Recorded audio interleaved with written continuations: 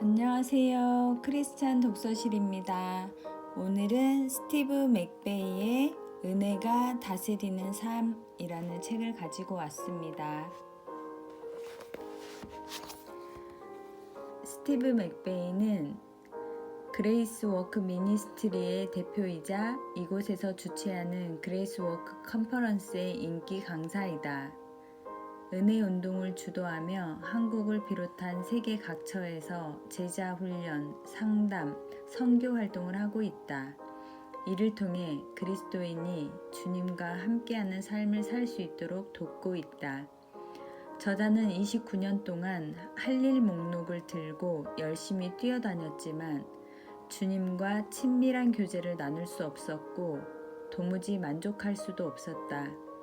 그러다가 주님을 위해 자신이 무엇을 하느냐가 중요한 게 아니라 자기 안에 누가 사시게 하는지가 중요하다는 것을 깨달은 뒤로 진정한 은혜 생활을 누리게 되었다. 저서로는 그레이스 워크, 은혜의 영성의 파도, 내게 찾아오시는 하나님의 은혜 등이 있다. 동역자이자 아내인 멜라니 사이에 네 자녀를 두었고 현재 애틀란타에 살고 있다. 그럼 본문을 읽도록 하겠습니다. 예수님 안에 살기. 잠에서 깨어나자 지난밤 묵었던 조그마한 사랑방 창문으로 서서히 들어오는 이른 아침 햇살이 보였다. 그리고 친구가 아침을 준비하는 소리가 부엌에서 들려왔다. 분명히 진수성찬을 준비하고 있으리라. 마르다는 항상 사내 진미로 한 상 떡 벌어지게 차렸으니까. 예수는 마르다, 마리아, 나사로가 사는 이 집에 머물기를 좋아했다. 하루쯤 휴가를 내서 이들과 함께 시간을 보내고 싶다는 생각이 뇌리를 스쳤다. 예수는 그러면 정말 좋겠군 하고 생각했다. 하지만 사탄은 절대 쉬는 법이 없지. 게다가 아버지는 나만 믿고 계시고.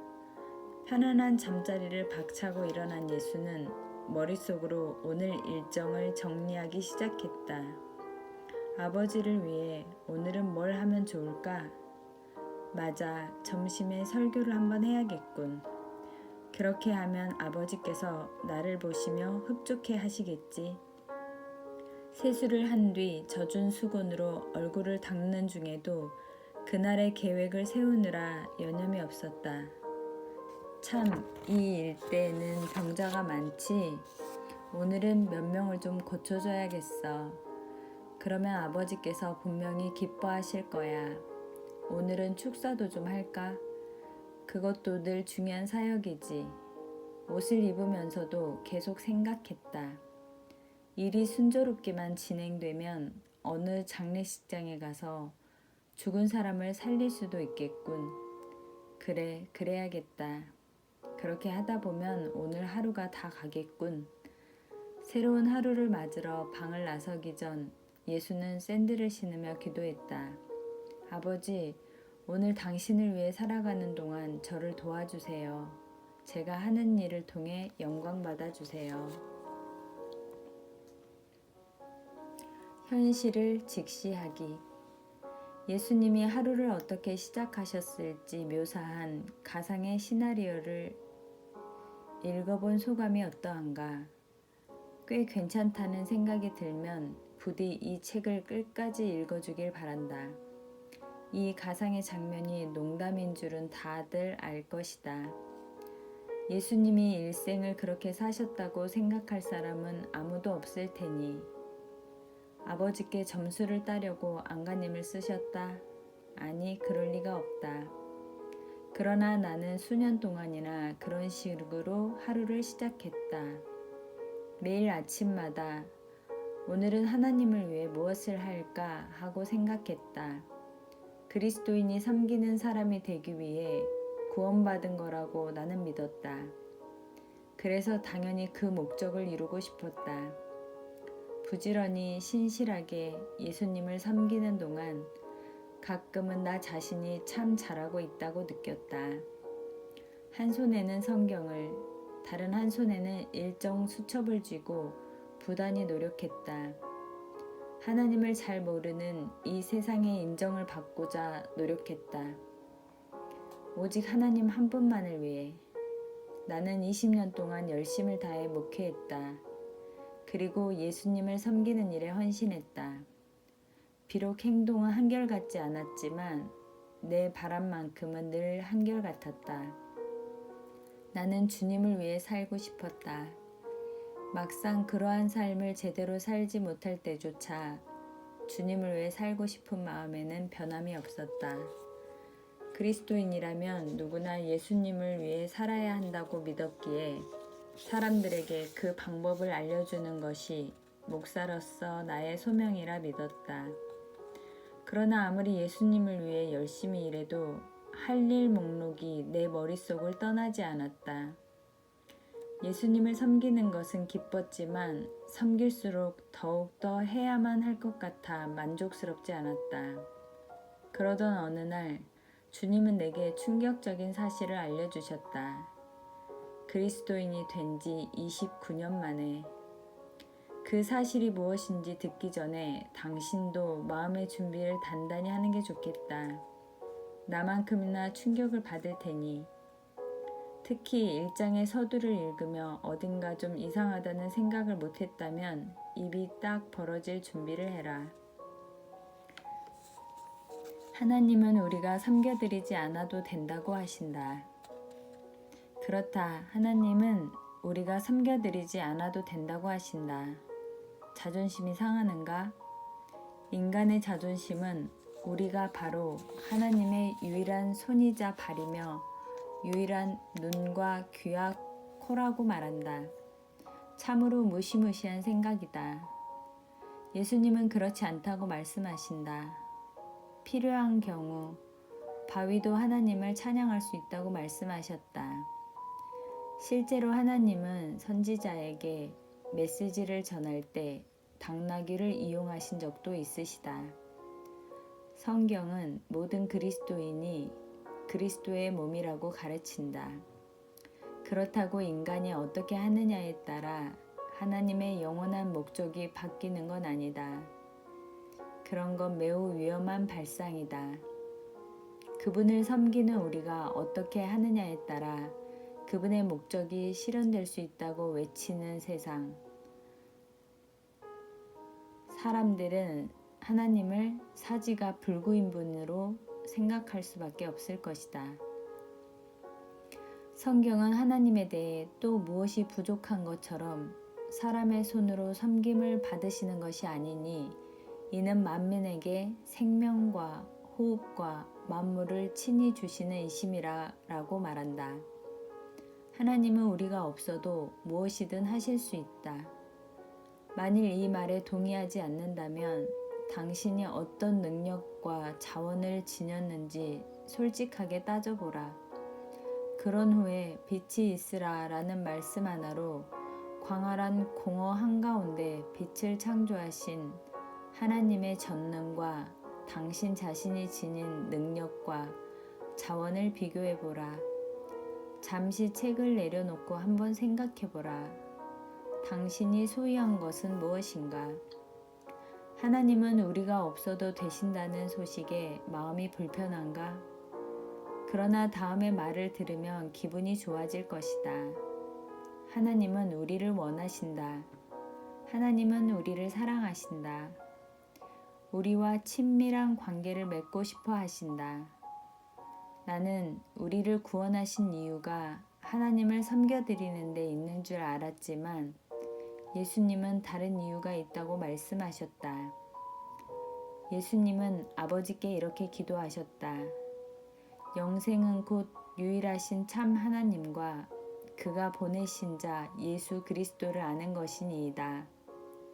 우리를 구원하신 이유는 예수 그리스도와 아버지를 친밀하게 알기 위해서라고 예수님은 말씀하셨다. 론과 메리 베스 부부는 화가 머리 끝까지 난 채 내 사무실에 앉아 있었다. 론이 먼저 말을 꺼냈다. 도대체 아내가 뭘 원하는지 모르겠어요. 아내를 행복하게 해주려고 할 수 있는 건 다 해봤지만 소용없었어요. 여보, 문제가 뭔지는 이미 다 말씀드렸잖아요. 그랬었지. 맞아요. 아내는 제가 자기를 원한다거나 자기에게 고마워하지 않는 것 같다고 해요. 론은 나의 이해를 바라며 계속 말을 이었다.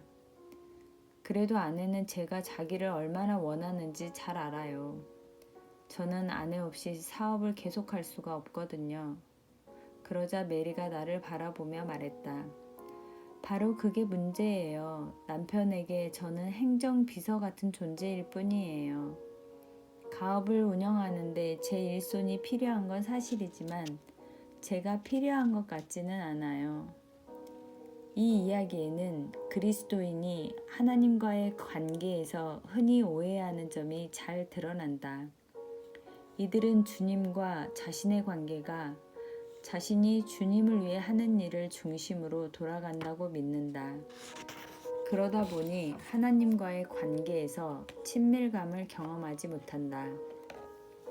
하나님의 최우선 관심사가 그분을 위한 자신의 일에 있다고 믿기 때문이다.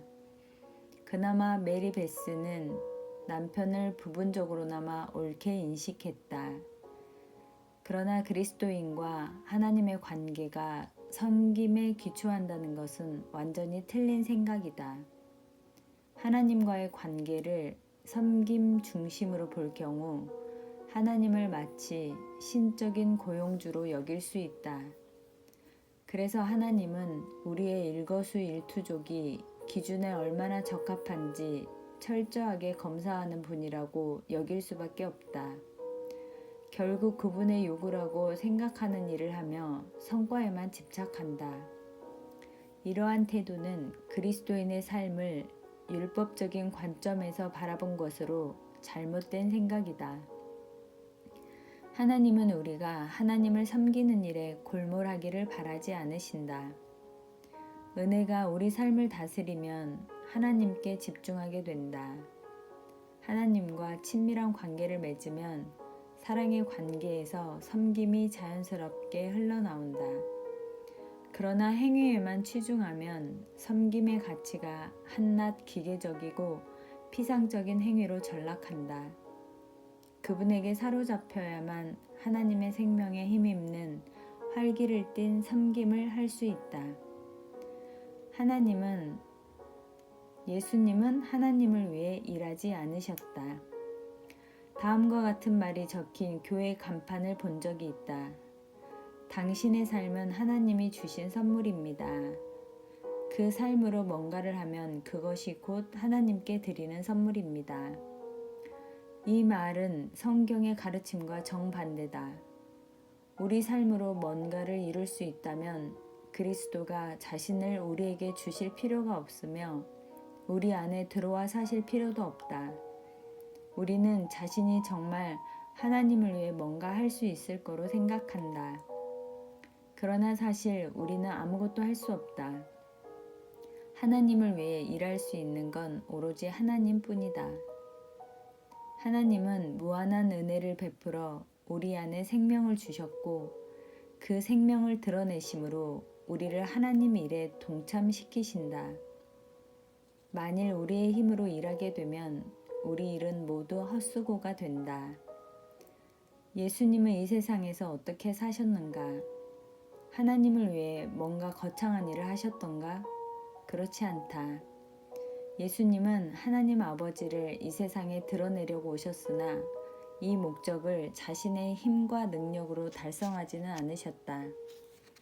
예수님이 빌립과 나누신 대화에는 예수님이 이 세상에서 어떻게 한 인간으로 사셨는지가 분명히 드러난다.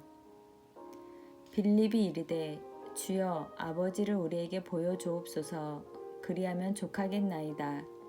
예수께서 이르시되 빌립아 내가 이렇게 오래 너희와 함께 있으되 네가 나를 알지 못하느냐. 나를 본 자는 아버지를 보았거늘 어찌하여 아버지를 보이라 하느냐. 내가 아버지 안에 거하고 아버지는 내 안에 계신 것을 네가 믿지 아니하느냐. 내가 너희에게 이르는 말은 스스로 하는 것이 아니라 아버지께서 내 안에 계셔서 그의 일을 하시는 것이라. 이 말씀을 다른 말로 자세히 풀어 쓰자면 이렇다. 빌립이 예수님께 말했다. 주님은 아버지에 대해 참 많이 말씀해 주시는데요. 그분을 아예 저희에게 보여주시면 안 되나요? 그러면 더할 나위 없이 좋겠는데요. 그러자 예수님이 대답하셨다. 빌립, 너는 아직도 잘 모르고 있구나. 나랑 오랫동안 같이 지냈는데도 여전히 이해가 안 되니? 나를 보았으면 아버지도 이미 본 것인데 왜 아버지를 보여달라고 그러니? 내 아버지와 내가 온전히 하나라는 사실을 모르겠니? 빌립, 네가 듣는 말은 내가 말하는 게 아니란다.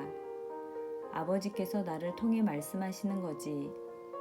네가 보는 일들도 그렇단다. 바로 내 안에 계신 아버지께서 일하시는 거란다. 예수님은 자신이 말씀을 전하고 사역을 하신 게 아니라고 명백히 밝히셨다. 예수님은 너희가 듣는 말은 내 말이 아니요 나를 보내신 아버지의 말씀이니라고 말씀하셨다. 즉 아버지는 예수님과 함께 계시면서 예수님의 삶을 움직이셨다. 수세기 동안 신학자들은 예수님의 인성과 신성의 관계를 설명하고자 신성 포기 논쟁을 계속해왔다. 케노시스라는 단어는 비우다 혹은 박탈하다를 뜻하는 그리스어 동사 케노에서 유래했다. 이 땅에 오셨을 때 예수님은 기꺼이 자신의 신적 특권을 포기하셨다. 그리고 자신의 신성을 100% 완벽하게 유지하시면서 신으로 사는 대신 하나님 아버지께 온전히 의지하는 한 인간으로 사셨다. 여전히 하나님이셨음에도 한 인간으로 살아가셨다. 그래서 자신도 우리처럼 한 인간에 불과하다는 사실을 분명히 밝히셨다. 만약 예수님이 이 땅에 계신 동안의 삶을 신성이라는 측면에서밖에 설명할 수 없었다면 그것은 우리에게 별 도움이 안 된다. 그랬다면 우리는 예수님의 삶을 보며 뭐 예수님이니까 그렇게 사셨겠지. 예수님도 하나님이시잖아. 하고 대꾸했을 것이다. 그러나 다시 한번 강조하지만 신성만으로는 예수님의 삶을 완전히 설명할 수 없다.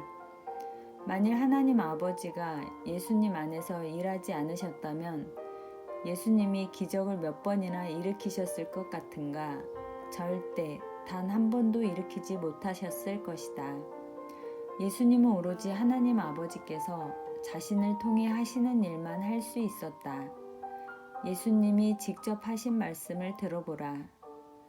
그러므로 예수께서 그들에게 이르시되 내가 진실로 진실로 너희에게 이르노니 아들이 아버지께서 하시는 일을 보지 않고는 아무것도 스스로 할 수 없나니 아버지께서 행하시는 그것을 아들도 그와 같이 행하느니라. 예수님은 혼자서는 아무것도 할 수 없다고 말씀하셨다. 오직 아버지께서 그 아들을 통해 강력한 생명을 드러내실 때에만 기적이 일어났다. 예수님은 하나님을 위해 단 한 가지 일도 하지 않으셨다. 그 대신 아버지와 자신은 하나라는 점을 인식하셨고 하나님은 예수님을 통해 모든 일을 직접 하셨다. 요한복음에 나오는 예수님의 말씀을 한번 보라. 내가 아무것도 스스로 할 수 없노라. 내 교훈은 내 것이 아니요 나를 보내신 이의 것이니라. 내가 스스로 아무것도 하지 아니하고 오직 아버지께서 가르치신 대로 이런 것을 말하는 줄도 알리라. 나는 스스로 온 것이 아니요 아버지께서 나를 보내신 것이니라. 내가 내 자의로 말한 것이 아니요 나를 보내신 아버지께서 내가 말한 것과 이룰 것을 친히 명령하여 주셨으니 감이 오는가? 예수님께 아버지의 신적인 권능이 없었다면 그분은 무능력한 보통 인간에 불과했을 것이다. 그래서 예수님은 하늘 아버지를 매 순간 온전히 의지하며 살기로 하셨다. 2000년 후 자신을 통해 드러나는 아버지의 생명에 의지해야만 한다는 사실을 예수님도 깨달으셨는데 우리는 무슨 근거로 혼자 살 수 있다고 믿는 걸까? 예수님은 아버지께 돌아가시기 전 자신처럼 아버지와 친밀한 관계를 형성하라고 제자들에게 분명히 말씀하셨다. 주님은 포도나무와 가지의 비유를 들어 신자들이 어떻게 살아가야 할지 설명하셨다. 내 안에 거하라, 나도 너희 안에 거하리라. 가지가 포도나무에 붙어있지 아니하면 스스로 열매를 맺을 수 없음 같이 너희도 내 안에 있지 아니하면 그러하리라. 나는 포도나무요, 너희는 가지라. 그가 내 안에, 내가 그 안에 거하면 사람이 열매를 많이 맺나니 나를 떠나서는 너희가 아무것도 할 수 없음이라. 오늘날 그리스도인으로서 열매 맺는 삶을 살려면 우리와 그리스도는 하나 된 상태라는 점을 인식해야 한다. 예수님은 그분을 위해서 우리가 할 수 있는 일은 아무것도 없다고 단언하신다. 하나님이 예수님을 통해 생명을 드러내셨듯이 그리스도의 생명이 드러나시려면 우리가 그리스도 안에 거해야 한다. 그리스도 안에 거한다는 의미는 매 순간 우리 안에 계신 그리스도의 생명을 의지하는 것을 말한다. 우리가 그분이 의도하신 모습이 되며 그분이 원하시는 일을 하도록 말이다. 복잡하게 느껴지는가? 간단하게 생각하라. 그저 그리스도가 삶의 매 순간을 통해 사시게 하는 일일 뿐이다.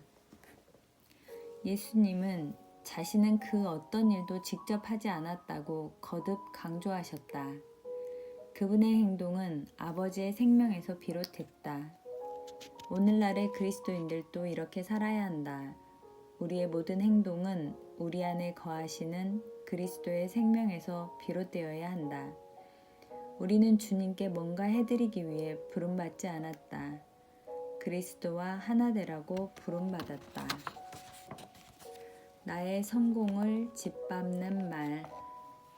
어떤 단어 하나가 있다. 그 단어는 내 삶을 29년 동안이나 망쳐놓았다. 그 단어 때문에 그리스도와 친밀한 관계를 누리지 못했고 끊임없이 부담감에 시달렸다. 이전까지 나는 예수님을 위해 사는 것이 나의 의무라고 생각했다. 신약 성경은 그리스도를 위한 삶이 아니라 그리스도 안에 거하는 삶을 강조한다. 그리스도 안에 거하는 삶을 이해하면 한 사람의 삶이 완전히 뒤바뀔 수 있다. 나의 져서 내게 찾아오시는 하나님의 은혜를 보면 평생 율법주의자로 살던 내가 어떻게 은혜 안에서 살게 되었는지 자세히 나온다. 은혜 안의 삶이란 그리스도의 생명이 그리스도인을 통해 드러나는 삶을 말한다. 그리스도를 위해와 그리스도 안에 사는 것은 서로 매우 다르다. 그리스도인이 된 이후 나는 줄곧 그분이 원하시는 일을 하며 사는 삶이 바로 예수님을 위한 삶인 줄 알았다. 그래서 경건하게 사는 법을 배우려고 성경을 읽었다. 법칙을 꼭 지키겠다고 정기적으로 다짐도 했다. 심지어 사람들에게 나는 지금 신념에 따라 살고 있습니다 하고 공공연히 말하고 다녔다. 하나님 말씀에 순종하며 살면 축복받을 거라고 믿었다. 그러나 이 모든 생각은 율법주의 그리스도인의 삶을 그대로 보여주는 것이었을 뿐이었다. 하나님의 복을 받고 영적 성장을 이루기 위해 스스로 뭔가 하려고 애쓰는 삶 말이다. 그러나 이러한 삶은 은혜가 아니라 율법의 지배를 받는 삶이다. 가끔씩 나는 하나님이 내게 바라시는 수준에 내가 얼마만큼 미치고 있는지 점검하고자 성경을 펼쳤다. 그런데 그때마다 심각한 문제에 봉착했다.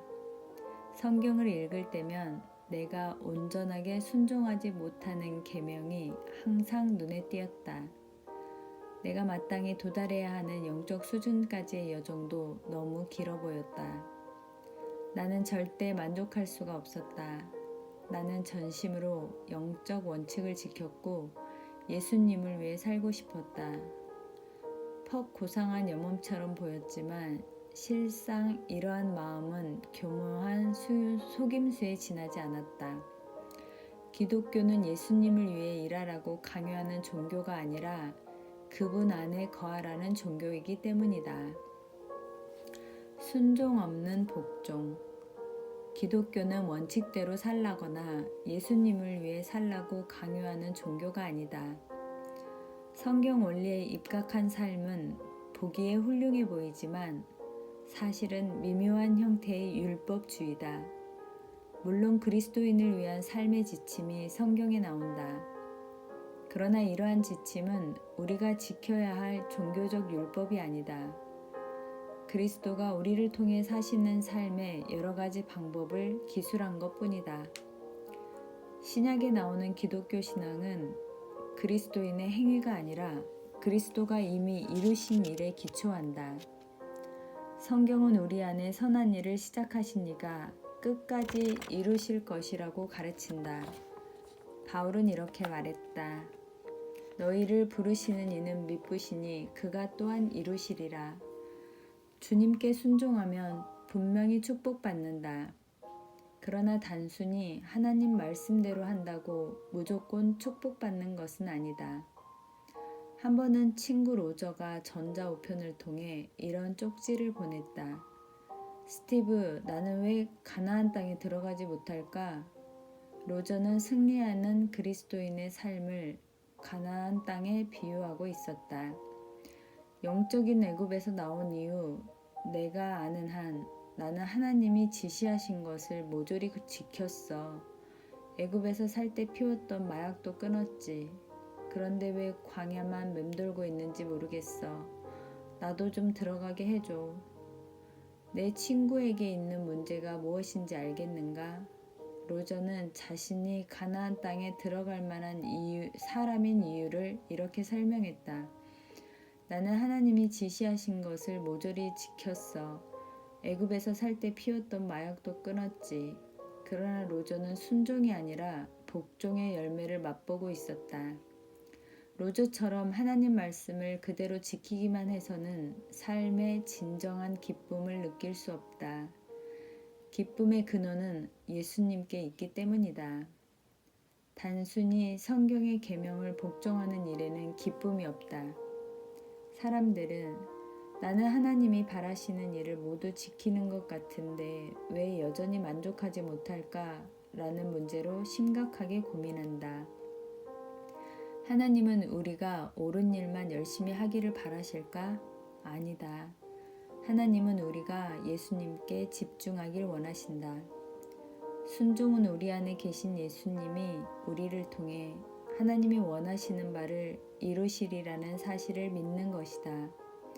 그리고 예수님이 우리 안에 역사하실 때에야 성경의 계명을 지킬 수 있다. 반면에 자기 스스로 성경의 가르침을 그냥 따르는 행동 자체는 거룩한 순종이 아니다. 이는 복종에 불과하다. 불신자들도 마음만 먹으면 우리보다 옳은 일을 할 수 있다. 예를 들어 성경에는 도둑질하지 말라는 계명이 있다. 불신자도 그 정도는 지키며 살 수 있다.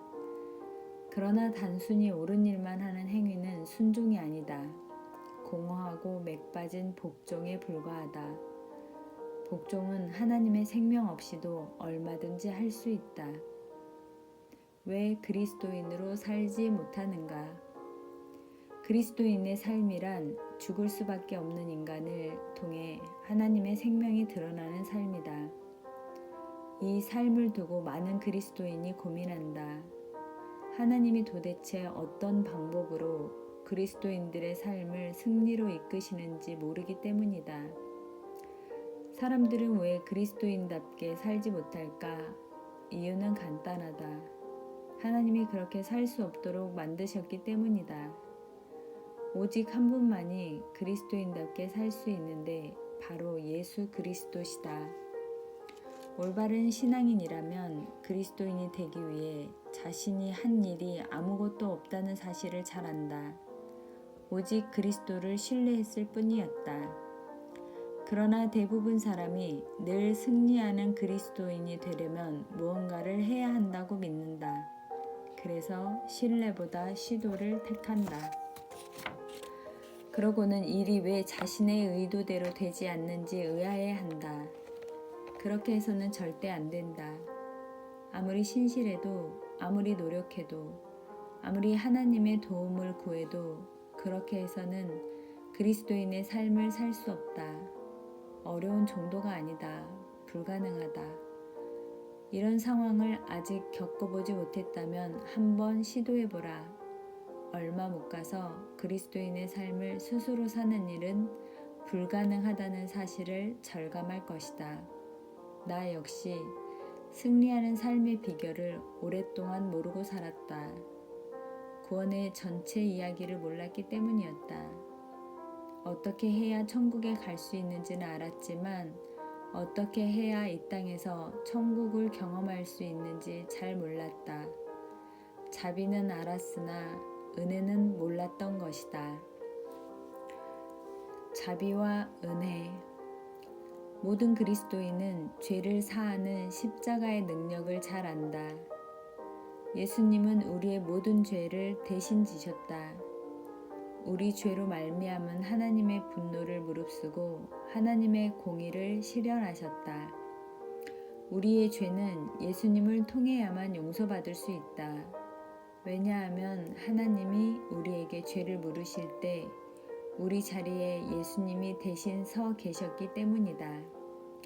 그래서 그분이 우리의 죄를 용서해 주시리라 믿는 순간 우리는 하나님의 용서를 받게 된다.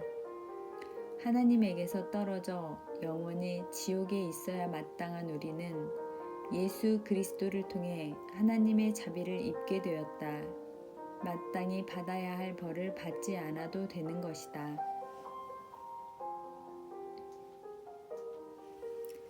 몇 년 전 엘라바마에 목사로 있었을 때다. 교회에서 약 1시간 정도 떨어진 버밍햄에 갔다가 돌아올 때였다. 고속도로를 벗어나 국도로 접어들었는데 그만 속도를 줄이지 못했다. 이내 사이렌 소리가 내 차를 뒤따랐고 번쩍거리는 푸른색 불빛이 백미러로 보였다. 동시에 속도계를 힐끗 본 순간 아차 싶었다. 이런 일을 저지르고 말았군. 꼼짝없이 잡혔구나. 차를 세우자 경관이 내 차로 다가오며 운전면허증을 요구했다. 얼마나 과속하셨는지 아시죠? 네, 압니다. 나는 최대한 목사답게 대답했다. 차에서 내려 경찰차 앞좌석에 앉아주십시오. 경관은 사무조로 말했다. 나는 신속하게 차에서 내려 경찰차 앞좌석에 앉았다. 담임 목사라는 사람이 경찰차 앞좌석에 앉아있는 모습을 교인들이 보게 되지 않기를 바라며 몸을 잔뜩 웅크리고 앉았다. 경관은 탐지기에 잡힌 위반 속도를 보여주고는 속도 위반 딱지를 떼고자 장부를 꺼낸 뒤 주머니에서 펜을 꺼냈다. 나는 경관이 장부를 넘기는 모습을 보고 있다가 말을 건넸다. 저기 경관님, 제게 자비를 좀 베풀어 주지 않으시겠어요? 내 말에 경관은 나를 잠시 쳐다보다가 장부를 내려다보더니 다시 나를 쳐다보고는 이렇게 대답했다. 뭐 그러죠. 이제부터는 천천히 안전운전 하시기 바랍니다. 세상에 이런 일이 다 있다니. 당신은 내게 무슨 일이 일어났는지 알겠는가? 딱지를 떼야만 하는 상황이었지만 경관은 그냥 넘어가기로 했다. 나는 마땅히 받아야 할 바를 받지 않았던 것이다. 하나님도 이런 식으로 자비를 베푸셨다. 우리는 마땅히 죄의 대가를 치러야 했다. 그리고 하나님과 영원히 떨어져 있어야 했다. 그럼에도 하나님은 우리에게 자비를 베풀기로 하셨다. 우리는 마치 사진관에서 사진을 찍은 어떤 여자와 같다. 사진을 찍고 며칠이 지난 후에 여인은 사진을 찾고자 사진관을 다시 찾았다. 사진을 넘겨보던 여인은 코웃음을 치며 이렇게 말했다. 너무하네요. 제대로 나온 사진이 없잖아요. 그러자 사진사가 이렇게 대답했다. 손님, 지금 손님에게는 공의가 아니라 자비가 필요합니다. 사진 찍는 기술에는 문제가 없답니다. 이 자비가 바로 우리에게 필요한 바이자 우리 죄를 사하시면서 하나님이 베푸신 바였다. 그러나 복음에는 사람들이 잘 모르는 측면이 하나 더 있다. 엘라바마의 경관 이야기로 돌아가 보자. 어떤 사람은 그 일을 놓고 이렇게 말했다. 그 경관은 목사님께 은혜를 베푼 거죠? 그렇죠? 내 대답은 아니오다. 그 경관은 내게 어떠한 은혜도 베풀지 않았다. 오직 자비만 베풀었다. 그러나 만일 내가 경찰차에서 내렸을 때 그 경관이 이렇게 했다고 치자. 경관이 잠깐만요. 아직 다 안 끝났습니다. 하고 말하더니 자신의 지갑에서 10만 원을 꺼내서 내게 주었다고 상상해보라. 이거 받으십시오 라고 말하고는 좋은 하루 보내시기 바랍니다 라는 인사를 덧붙인다. 만일 그랬다면 이 일은 은혜다. 자비는 응당 받아야 할 뭔가를 받지 않는 것이다. 반면에 은혜는 받을 자격이 없음에도 뭔가를 받는 것이다. 하나님은 우리에게 자비를 베푸심으로 우리 죄를 사하셨으며 죄에 대한 책임을 묻지 않으셨다.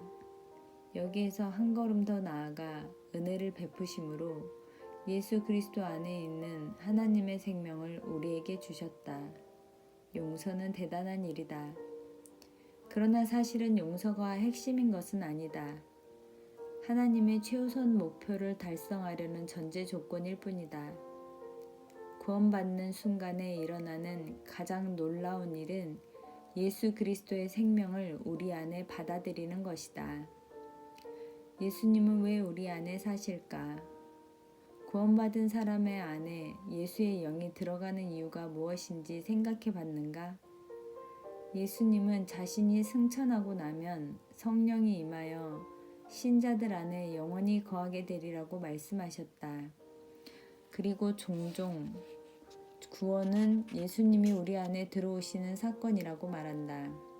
구원받으면 예수님이 우리 안에 들어오셔야만 하는 이유는 무엇일까?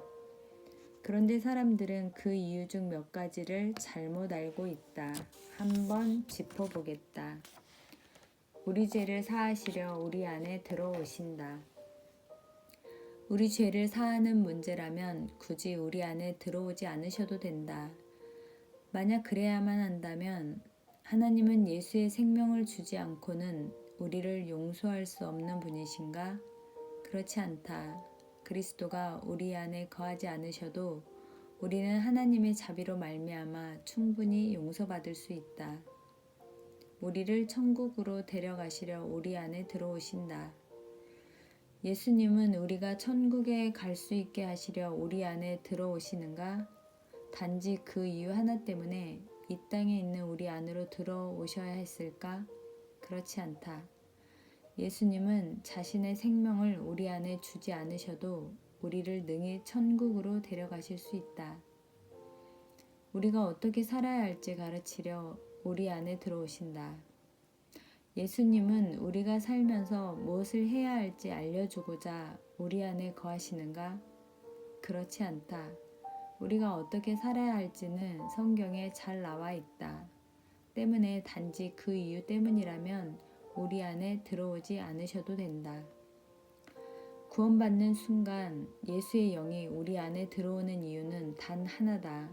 그래야만 우리가 그분의 생명을 체험하고 드러낼 수 있기 때문이다. 예수님은 우리에게 생명을 주시려고 이 땅에 오셨다. 우리는 본래 영적으로 죽은 상태였으나 구원받고 다시 살아났다. 그분은 우리에게 생명을 주셨고 그 생명이 매 순간 우리를 통해 드러나길 바라신다. 이것이 그리스도인 삶의 기본 특징이다. 그리스도인의 삶은 예수님을 섬기는 나, 그분을 위해 사는 나가 중심인 삶이 아니다.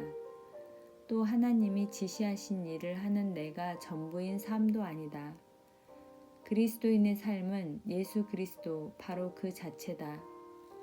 그리고 예수 안의 삶이 그리스도의 삶이다. 이게 바로 신약 성경이 말하는 기독교다. 매 순간 우리 안에서 우리를 통해 그리스도가 그리스도 되시도록 하는 것이다. 29년 동안 나는 그리스도인으로서 예수님을 위해 살고자 부단히 노력했다. 종교 규정, 곧 율법이 내 삶을 지배했다. 그러다 나 자신의 힘으로는 그리스도를 위해 살 수 없다는 진리를 발견했다. 정말 놀랐다. 그리스도를 위해 살려고 아무리 애써봤자 그 일은 오히려 그분의 목적에 방해만 될 뿐이었다. 하나님은 우리가 그분을 섬겨드리지 않아도 된다고 하신다. 그분을 온전히 의지하며 살기만 하면 그분이 우리를 통해 사신다. 이게 바로 은혜가 다스리는 삶이다. 그런 삶을 살려면 기본 진리를 먼저 알아야 한다. 이 진리에 우리 삶의 승패가 달렸다. 성령님과 동행하라. 이 책을 읽는 내내 성령님과 동행하자. 진리를 깨닫는 여정에서 하나님이 당신의 삶을 다루실 때마다 그분과 함께하면 도움이 될 것이다.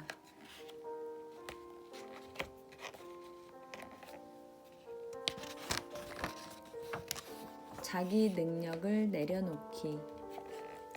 자신의 동포가 잔인한 작자에게 가차없이 두들겨 맞는 모습을 본 그의 분노가 치밀었다. 동포는 두 손으로 자신의 머리를 꼭 감싼 채 흙바닥에 잔뜩 웅크리고 있었다. 동포를 땅바닥에 때려 눕힌 그 작자는 동포의 신음 따위에는 아랑곳하지 않고 동포를 발로 마구 차기 시작했다. 상황이 급박해지자 그는 본능적으로 폭력 현장 가까이 다가갔다. 악랄한 작자와 무력하기 짝이 없는 동포 외에는 주변에 아무도 없었다. 그는 그 작자의 뒤로 살금살금 다가가 뒤통수를 힘껏 내리쳤다. 있는 힘껏. 그러자 그 작자가 균형을 잃기 시작했다. 그 작자는 균형을 잡고자 안간힘을 쓰며 휘청휘청 뒷걸음질 쳤다. 덩달아 그도 뒤로 몇 걸음 물러났다가 다시 한번 온 힘을 다해 그 작자에게 주먹을 날렸다. 그러자 그 작자가 땅에 쓰러졌다. 아무 소리도 내지 않았다. 앓는 소리도 숨소리도. 그 작자의 코와 귀에서 흘러나온 피가 바닥에 흥건했다. 죽은 게 분명했다. 벼랑간 일이 이렇게 되자 피해자인 동포는 깜짝 놀라 그 작자를 쳐다보다가 자신을 구해준 그를 바라보았다. 그러더니 아무 말 없이 그 자리를 서둘러 도망쳤다. 온몸에 상처가 가득했음에도 재빨리 달아났다. 그는 근처 건물로 뛰어가는 동포의 모습을 바라보다가 주변을 다시 살폈다. 아무도 없었다. 그는 바닥에 있던 시체를 재빨리 들쳐매고는 그 자리를 서둘러 떠났다. 다른 사람이 알기 전에 시체를 수습해야 할 것 같았다. 옳은 일을 했다고는 생각했지만 정부는 이 사태를 그냥 넘기지 않을 게 분명했다. 이 사건의 목격자는 단 한 명이었다. 오직 한 사람, 무력했던 피해자였다. 그러나 그 피해자 한 사람 때문에 그는 40년을 도망자 신세로 숨어 지내야 했다. 성경 속 살인사건. 이 이야기가 어디서 많이 본 듯한 영화의 예고편 같은가? 이는 반역죄와 살인죄로 도주한 범죄자의 이야기이다. 그러나 이 이야기는 어떤 영화의 한 장면이 아니다. 바로 출애굽기 2장에 나오는 이야기다. 살인을 저지른 남자는 동포를 구하다가 도망자 신세로 전락한 모세다. 모세는 히브리서 11장에 믿음의 조상으로 소개되고 있지만 살인을 저지르면서 성경에 등장한다. 역사상 가장 위대한 하나님의 사람 중 한 명의 생애가 이렇게 시작한다는 게 좀 의외 아닌가? 이 세상에 큰 영향을 미쳤던 성경인물 중에서 평범한 사람에게 희망을 주는 인물로는 모세만한 사람이 없다. 하나님은 그분의 영광을 위해 사람을 들어 쓰시기 전에 그 사람을 은혜로운 방법으로 준비시키신다. 모세는 아주 오래전에 살았던 인물이지만 십자가 사건 이후에 나타난 은혜의 손길이 그의 생에서도 잘 나타난다. 모세처럼 끔찍한 범죄를 저지른 적이 없다면 당신은 이미 성취감 넘치고 성공적인 삶을 향한 여정에서 모세보다 한 발 앞서 있는 셈이다. 비록 심각한 실수를 저지른 적이 있다고 해도 막 성인이 되면서 살인을 저지른 모세에 비교할 만큼은 아닐 것이다. 하루는 어깨가 축 처진 조씨가 나를 찾아왔다. 목사님, 도대체 저한테 무슨 문제가 있는 건지 모르겠어요. 혹시 제가 잘못을 너무 많이 저질러서 하나님이 저를 도저히 쓰실 수 없는 걸까요? 아무리 노력해도 그리스도인으로서 승리하는 삶을 살지 못하는 것 같아요. 나는 조씨의 과거를 알고 있었다. 조씨는 구원받은 후에도 잘못을 여러 번이나 저질렀다. 그래서 하나님이 자신을 사용하지 않고 계시는 거라고 생각했다. 혹시 당신도 이런 느낌을 받은 적이 있는가? 우리는 성취를 얻지 못한 이유에 대한 답을 종종 엉뚱한 곳에서 찾는다. 조씨는 자신의 인간적 약점 때문에 자신이 삶의 진정한 기쁨을 누리지 못하고 있다고 믿었다. 그러나 실제로 조씨의 약점은 전혀 문제가 되지 않았다. 조씨의 말대로 만약에 하나님이 죄 없는 사람만 쓰신다면 우리는 모두 구경만 하며 앉아 있어야 한다. 많은 그리스도인이 하나님께 쓰임 받으려면 강해져야 한다고 믿는다. 그러나 정말 하나님께 쓰이고 싶다면 강해져서는 안 된다. 연약해질 대로 연약해져야 한다. 하나님의 영광을 위해 우리의 능력을 사용해 달라고 기도하며 하나님께 자신의 능력을 바치겠다고 다짐하는 것도 갸륵한 생각이긴 하지만 계속 실패하는데 이것만큼 확실한 방법도 없다. 조씨는 자신이 강하기 때문에 하나님이 쓰시는 게 아니라 하나님이 쓰시기에 강해질 수 있다는 사실을 깨달아야 했다. 동기는 옳았지만 그리스도인의 삶을 살아가는 방식은 매우 잘못되었다. 옳은 동기와 잘못된 방식. 모세도 분명히 올바른 동기로 행동했다. 자신 또한 이스라엘 민족의 일원이라고 생각했던 모세였기에 이집트인 감독관에게 얻어맞는 유대인 형제를 보자 마음속 깊이 박혀있던 동포애가 밀려왔다. 이스라엘 백성을 노예 생활에서 해방시키고 싶은 열망이 일어났다. 하나님은 처음부터 이 소명을 모세의 마음속에 새겨두셨다. 그래서 모세는 자신이 뭔가 해야 할 것만 같았다. 뭔가 하고 싶기도 했다. 그래서 하나님이 주신 열망대로 행동했다. 그러나 치명적인 실수를 저지르고 말았다. 자신의 능력을 너무 의지한 나머지 스스로 옳다고 생각하는 일을 행동으로 옮긴 것이다. 결국 자기 힘에 의지하여 신성한 일을 하려고 하면 쓰라린 패배를 맛볼 수밖에 없음을 깨닫게 되었다. 거듭난 사람이라면 누구나 자신의 행위로 하나님을 영화롭게 하고 싶어 한다. 하나님께 쓰이길 원하는 열망은 우리 본성의 일부다. 나 또한 모세가 빠졌던 함정에 자주 빠졌다. 내 삶을 통해 이 세상을 바꾸고 싶다고 열렬히 갈망했다. 그래서 하나님께 헌신했으며 하나님의 영광을 위해 내 능력을 사용했다. 모세처럼 나의 동기도 매우 옳았다. 그러나 방법은 완전히 틀렸다. 하나님은 우리의 능력으로 뭔가 해보라고 요구하시는 분이 절대 아니다. 그분은 우리가 우리의 능력이 아니라 하나님의 능력을 온전히 의지하길 바라신다. 하나님의 일은 오직 우리 안에 계신 성령의 능력으로만 이루어진다. 대부분 그리스도인의 갈망과 의도가 선함에도 많은 그리스도인이 패배와 좌절을 경험하며 살아간다. 문제는 동기가 아니라 삶의 방식에 있다. 자기 자신을 의존하면 율법의 지배에 놓이게 된다는 사실을 반드시 기억하라. 율법주의 삶의 가장 큰 특징은 내가 무엇을 하느냐를 강조한다는 점이다. 반대로 은혜가 우리를 다스리면 전혀 다른 방식으로 살게 된다. 베드로의 오순절 설교 장면을 보면 우리가 어떤 삶의 방식을 따라야 하는지 분명히 알 수 있다. 베드로는 예수님을 전하면서 그분이 어떻게 사셨는지 명확하게 말한다. 이스라엘 동포 여러분, 내 말을 들으십시오. 여러분이 아시는 바와 같이 나사렛 예수는 하나님께서 능력과 기이한 일과 표적을 가지고 여러분에게 증언하신 분이십니다. 하나님께서는 그를 통하여 여러분 가운데서 이 모든 일을 행하셨습니다. 성경에 따르면 예수님이 행하신 모든 기적과 기사와 이적은 하나님이 행하신 것이었다. 우리 주님은 자신의 능력이 아닌 아버지의 무한한 능력으로 사셨다. 예수님은 아버지의 일을 이루고자 아버지께 의지했던 분이라고 베드로는 강조했다.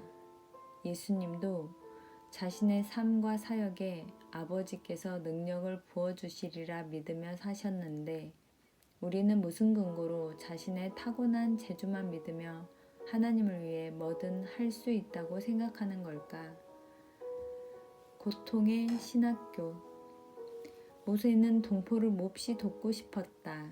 갈망이 너무 컸던 나머지 스스로 문제를 해결해 보려고 했다. 결국 이집트인을 살해하고 말았다. 모세는 하나님의 방법을 한참 더 배워야 했다. 그래서 하나님은 모세를 하나님의 신학교에 들여보내므로 하나님이 일하시는 방법을 가르치기로 하셨다. 모세도 모르는 사이에. 이집트인을 살해한 다음 날 바깥에 나갔더니 히브리인 2명이 서로 다투고 있었다. 모세는 그들에게 당장 달려가 그중 한 명에게 말했다. 왜 당신과 한 핏줄인 사람을 때리는 거요? 그러자 한 남자가 이렇게 답했다. 누가 당신더러 우리의 지도자와 재판관이 되라고 했소? 이집트 사람을 죽였듯이 나도 죽일 생각이요? 그 말을 듣는 순간 모세의 온몸이 얼어붙었다. 바로가 그 일을 알게 된다면 모세를 가만두지 않을 것이었다. 모세는 결국 미디안 광야로 도주했다. 모세는 전지전능하신 하나님이 그곳에서 자신을 기다리고 계실 줄은 몰랐다.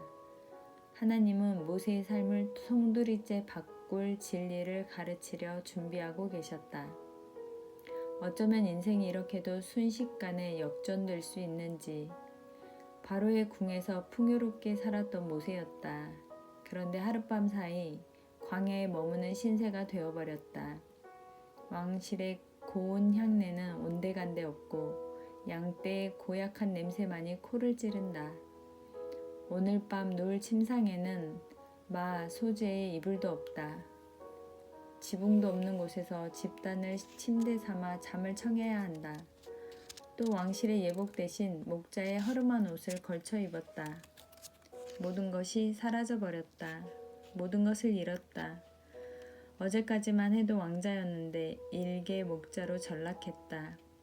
사악한 압제자들의 손에서 하나님의 백성을 구원하겠다는 일념이 가득했던 모세였는데 어찌 하나님이 이런 고통을 허락하신 걸까? 1989년 나는 목사로서 성공한 것 같았다. 당시 나는 성장 가도를 달리는 교회를 섬기고 있었다. 주변 사람들에게 끊임없는 인정과 주목을 받았다. 정말 어느 모로 보나 성공한 것 같았다. 그런데 갑자기 하나님은 나를 낯선 곳으로 인도하셨다. 이전에 사용했던 방법이 더는 통하지 않았다. 하는 일마다 수포로 돌아갔다. 나는 나 자신을 비난하고 섬기던 교회를 비난했다. 심지어 하나님까지 비난했다. 어느 정도 시간이 흐른 후 광야에서 모세를 훈련하셨듯 하나님이 나를 가르치기 시작하셨다. 하나님은 우리가 자신의 능력을 의지하지 않기를 바라신다. 그러나 우리는 모세처럼 아주 어렵게 이 진리를 깨닫는다. 또 그 진리를 되게 메마르고 황량한 곳에서 배운다. 힘든 여건에 있을 때 하나님이 당신을 잊었다고 속삭이는 거짓말을 믿지 마라. 하나님이 당신에게 그 상황을 주신 데는 이유가 다 있다. 당면한 문제 때문에 하나님을 원망함으로 사탄이 영광받게 하지 마라. 하나님은 능력 있는 분이시기에 당신의 고통을 통해 그분의 목적을 이루실 것이다. 우리가 모든 것을 버리고 하나님만 바라보도록 광야 생활로 우리를 연단하실 것이다. 하나님은 나에게 무슨 일이 일어나는지 관심 없으시다는 생각이 밀려오겠지만 그것은 사실이 아니다. 그분은 당신을 매우 사랑하신다. 당신의 변화를 위해서라면 고통까지 사용함으로 당신이 하나님만 의지하는 사람이 되도록 이끄실 것이다. 우리 아들 데이비드가 3살이었을 때다. 한밤중에 아들 방에서 고통스럽게 울부짖는 소리가 들려 황급히 뛰어들어갔다. 아내와 나는 심각한 문제가 생겼음을 직감했다. 아내는 다른 아이들을 돌보며 집에 남아있기로 하고 나는 얼른 데이비드를 병원으로 데려갔다. 응급실에 도착하자 의사가 원인을 일러주었다. 아드님은 지금 노폐물 때문에 장에 막혀 있습니다. 방광과 대장이 오랫동안 막혀 있었기에 극심한 통증을 겪고 있는 겁니다. 그럼 뭘 해야 되나요? 2가지를 해야 하는데 우선 도뇨관을 삽입해야 합니다. 그리고 바륨으로 관장을 해야 합니다. 생각만 해도 몸서리 쳐졌다. 그러나 이 방법 외에는 딱히 다른 방법이 없었다. 나는 결국 데이비드를 진찰대에 뉘었다. 도뇨관을 삽입하려는데 데이비드가 바동거리자 의사가 아드님 좀 꽉 눌러주세요 하고 지시했다. 나는 몸을 숙여 오른팔로는 아들의 왼쪽 어깨를 잡고 왼팔로는 오른쪽 어깨를 잡아 움직이지 못하게 했다. 그러자 데이비드가 정신없이 비명을 지르며 울기 시작했다. 아빠, 저 사람 좀 말리세요. 제발 그만하라고 하세요. 그만. 데이비드는 계속 소리를 지르더니 어느 순간 마치 가사 상태에 빠진 듯 조용해졌다. 나는 그 장면을 아직까지 잊지 못한다. 울음을 그친 데이비드는 나를 뚫어지게 쳐다봤다. 그러고는 두려움과 혼돈의 기색이 역력한 목소리로 이렇게 물었다. 아빠, 어째서 저 사람이 그만두게 하지 않으세요? 3살짜리 어린애한테 도뇨관이 뭔지 어떻게 설명하랴. 그 어린아이가 겪어야 하는 고통에 대한 타당한 이유를 어떻게 설명할 수 있을까? 아무리 설명해도 아들을 이해시킬 수 없을 것 같았다. 선뜻 대답이 떠오르지 않자 눈물이 나오기 시작했다. 나는 진찰대 가까이 최대한 몸을 숙여 아들을 꼭 안아주었다. 괜찮아, 우리 아들. 아빠가 같이 있잖니. 아빠를 믿으렴. 너에게 필요해서 하는 일이란다. 우리 아들 다 잘 되라고 하는 거지. 끝날 때까지 아빠가 꼭 붙잡아 줄게. 나 역시 지금까지 살면서 하나님 제발이지 저것 좀 멈춰주세요. 멈춰달라고요. 도대체 왜 가만히 계시는 거예요? 하고 부르짖은 적이 여러 번 있었다. 당신은 어떤가? 어쩌면 지금이 바로 그런 상황일지도 모르겠다. 만일 그렇다면 현재 상황이 잘 이해되지 않을 것이다. 하나님이 당신을 버렸다고 생각할지 모르겠지만 사실은 그렇지 않다. 하나님은 진찰대 위에 당신을 꽉 붙들고 계신다. 당신을 품에 안고 계신다.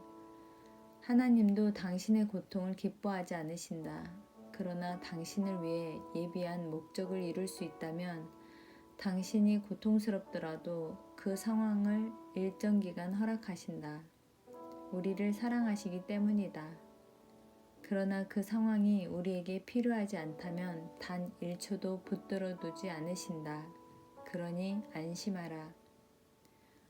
혼자서도 할 수 있다는 생각의 독. 하나님은 광야로 도망친 모세를 향한 계획을 준비하고 계셨다. 그의 인생에서 처음 40년은 위풍당당했다. 그리고 후반 40년은 이스라엘 백성을 이집트에서 이끌어내는 기적과 같은 인생이 펼쳐질 예정이었다. 그러나 중반 40년은 몹시 비참했다. 하나님의 능력이 어떤 것인지 배우고 그 능력에 의지하게 하고자 하나님은 모세를 한계 상황으로 몰고 가셨다. 모세는 혼란스러웠을 것이다. 왕자의 신분에서 목자 신세로 갑자기 전락하다니 일이 이렇게 될 줄 몰랐을 것이다. 이렇게 초야에 묻혀 살다가 여생을 조용히 마치겠거니 하고 생각했을 것이다. 그러나 그때 불타는 떨기나무가 모세의 앞에 나타났다. 출애굽기 3, 4장에는 모세와 하나님이 대면하는 장면이 나온다. 하나님은 이스라엘 백성의 해방을 위해 모세를 이집트로 보낼 거라고 말씀하신다. 그러나 당시 상황을 고려할 때 모세는 분명 지도자로서 자신의 능력을 심각하게 의심했을 것이다. 오랫동안 양만 치다 보니 사람 다루는 기술을 모두 잃었을 거라고 생각했을 수도 있다. 지금 내게 남은 능력은 오로지 양치는 기술뿐이지. 그때 하나님이 말씀하셨다. 여호와께서 그에게 이르시되 네 손이 있는 것이 무엇이냐? 그가 이르되 지팡이니이다. 여호와께서 이르시되 그것을 땅에 던지라 하시매 곧 땅에 던지니 그것이 뱀이 된지라. 모세가 뱀 앞에서 피하매 혹시 하나님이 거둘 만한 것은 모두 거두어 가셨다고 생각했는데 그나마 남은 것마저 요구하신다고 생각할 때가 있었는가? 모세가 바로 그런 상황이었다.